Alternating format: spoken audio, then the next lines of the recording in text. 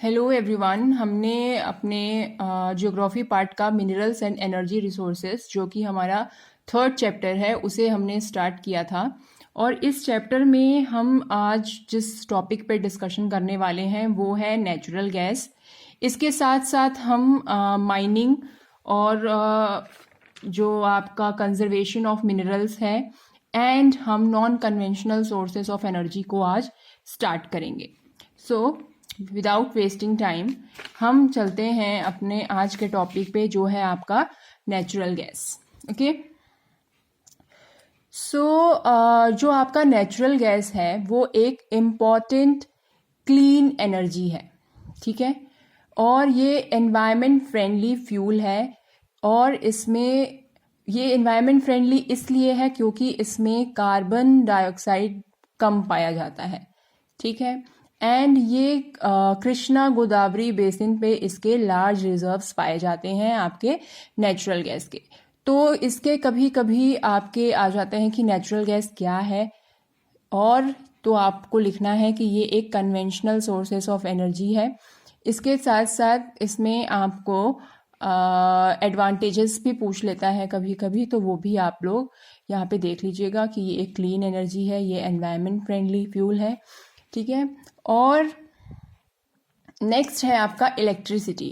तो इलेक्ट्रिसिटी जो है वो टू वेज से जनरेट होता है। एक है आपका हाइड्रो इलेक्ट्रिसिटी एंड दूसरा है आपका थर्मल इलेक्ट्रिसिटी, ठीक है। तो हाइड्रो इलेक्ट्रिसिटी जो होता है उसमें हम इलेक्ट्रिसिटी जनरेट करते हैं वाटर से, वो टरबाइन्स को रन करके जो प्रोसेस होता है उससे। और थर्मल इलेक्ट्रिसिटी में हम इलेक्ट्रिसिटी पेट्रोलियम और कोल से जनरेट करते हैं, ठीक है। और ये जो आपका हाइड्रो इलेक्ट्रिसिटी है वो इनएग्जॉस्टिबल है, यानी रिन्यूएबल है, जैसे इसका एग्जांपल है वाटर। और ये एग्जॉस्टिबल है यानी नॉन रिन्यूएबल है, और इसका एग्जांपल है कोल एंड पेट्रोलियम।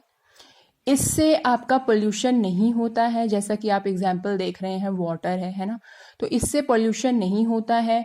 और burning of coal and oil causes a lot of pollution, उससे पोल्यूशन होता है। नेक्स्ट, ये चीपर है। अगर हम इस तरह से इलेक्ट्रिसिटी जनरेट करते हैं तो ये प्रोसेस हमें चीप पड़ जाता है and it is expensive in the long run. I am telling about thermal electricity, I am talking about thermal electricity. So ये एक तरह से डिफरेंस में भी आ जाता है एंड कभी कभी सिंपल हाइड्रो इलेक्ट्रिसिटी के बारे में या थर्मल इलेक्ट्रिसिटी के बारे में भी पूछ लेता है, या कभी कभी जो है ये इसके एडवांटेजेस भी पूछ लेता है कि हाइड्रो इलेक्ट्रिसिटी क्या है, उसके क्या एडवांटेज हैं, राइट। सो आप लोग इसको इस तरह से प्रिपेयर कर लीजिएगा। नेक्स्ट है आपका माइनिंग। तो माइनिंग जो है वो एक इकोनॉमिक एक्टिविटी है जिसमें मिनरल्स को बच्चों एक्सट्रैक्ट किया जाता है अर्थ सरफेस के नीचे से, ठीक है। और कभी कभी ये ऐसा भी क्वेश्चन आ जाता है कि आप माइनिंग से क्या समझते हैं। इसके साथ साथ mining is also known as an hazardous industry या फिर किलर इंडस्ट्री क्यों कहते हैं इसे, ठीक है। तो इसको मैंने इस क्वेश्चन को भी ले लिया है। सो 10th क्लास में ज़्यादातर जो क्वेश्चंस आते हैं वो स्टेटमेंट से आते हैं, जैसे simple simple what is mining, इस तरह के क्वेश्चंस नहीं आते हैं। क्वेश्चंस कैसे आते हैं, स्टेटमेंट में, ठीक है। तो क्वेश्चन आ जाएगा जैसे mining is an hazardous industry and it is also known as killer industry, justify it. तो उसमें आपको लिखना पड़ेगा कि क्योंकि ये अर्थ सरफेस के नीचे इसका काम होता है, तो इसमें कोई भी नेचुरल लाइट नहीं होता है, तो इसमें वर्किंग जो है थोड़ी टफ हो जाती है, ठीक है। एंड इसमें लाइफ को बहुत रिस्क है क्योंकि जो रूफ्स होते हैं या फिर वाटर का कभी कभी ओवरफ्लो हो जाता है या कभी कभी फायर ही नीचे लग जाती है अर्थ के अंदर। तो ये सब रिस्क जो हैं, जो माइनिंग वर्क करते हैं उनके लिए लाइफ का रिस्क बहुत ज़्यादा होता है। नेक्स्ट, स्लरी भी कभी कभी हो जाता है माइंस का, जिससे जो फार्म लैंड है या फिर हम कह सकते हैं रोड्स जो हैं वो डैमेज हो जाते हैं। इसके साथ साथ इसमें रेस्पिरेटरी या पल्मोनरी डिसऑर्डर्स भी माइनर्स को इन सब के से रिलेटेड बीमारियों का भी डर रहता है क्योंकि वो अर्थ के अंदर काम करते हैं, तो ये दिक्कतें भी उनको फेस करना पड़ता है। तो ये एक बहुत ही ज़्यादा इम्पॉर्टेंट क्वेश्चन है, so you must prepare it. Next है आप लोगों का कंजर्वेशन ऑफ मिनरल्स, यानी मिनरल्स को कंजर्व करने की ज़रूरत क्यों है, ठीक है। सो ये सिंपल सी बात है कि मिनरल्स जो होते हैं, मिनरल रिसोर्सेज जो होते हैं वो बहुत ही ज़्यादा मतलब नॉन रिन्यूएबल है ना, जैसे कोल है, पेट्रोलियम है, ये सब चीज़ें क्या है, नॉन रिन्यूएबल है। So there is a need to conserve our mineral resources and use it judiciously, ठीक है, उसको जुडिशियली यूज़ करने की ज़रूरत है। तो वो हम कैसे कर सकते हैं? इसके कुछ पॉइंट्स हैं, 3 पॉइंट्स मैंने यहाँ पे लिखे हैं, देख लीजिए आप लोग। It should be use in planned and sustainable manner, तो हमें प्लान तरीके से जो चीज़ें इतनी ज़्यादा नहीं हैं उसको यूज़ करना चाहिए, अननेसेसरीली चीज़ों को यूज़ नहीं करना चाहिए, ठीक है। नेक्स्ट पॉइंट है टेक्नोलॉजीज भी डेवलप की जानी चाहिए ताकि हम जो लोअर ग्रेड के मिनरल्स हैं उसको लोअर कॉस्ट पे यूज़ कर सकें।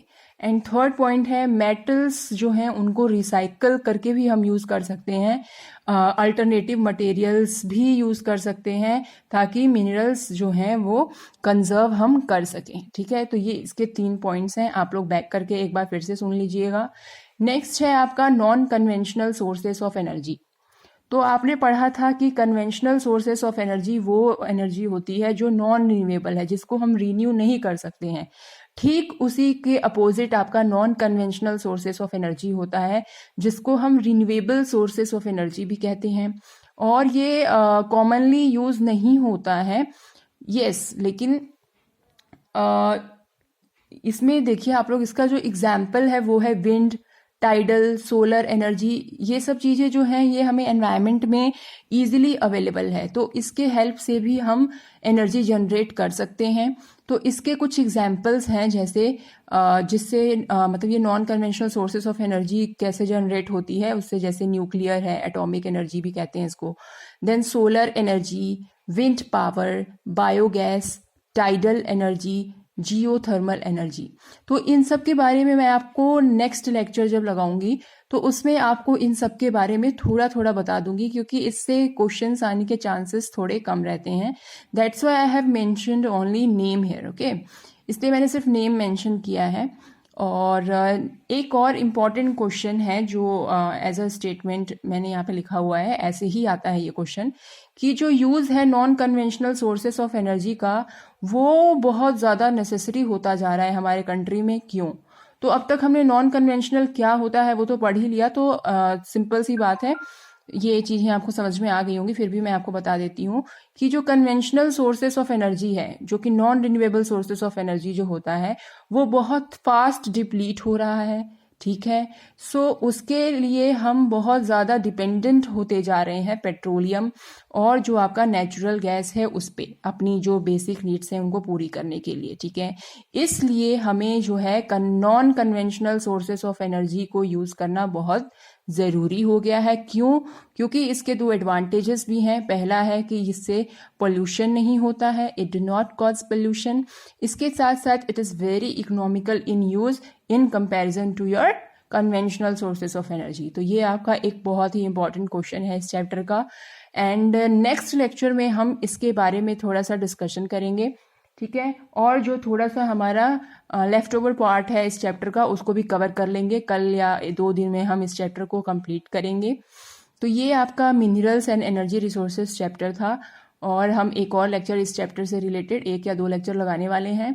सो बच्चों, अगर आपको कोई भी डाउट होता है तो आप लोग कमेंट सेक्शन में मुझसे विदाउट एनी हेजिटेशन पूछ सकते हैं, as well as I request to my all subscribers to just share this my channel to those students who are currently in 10th class. Okay, so thank you so much.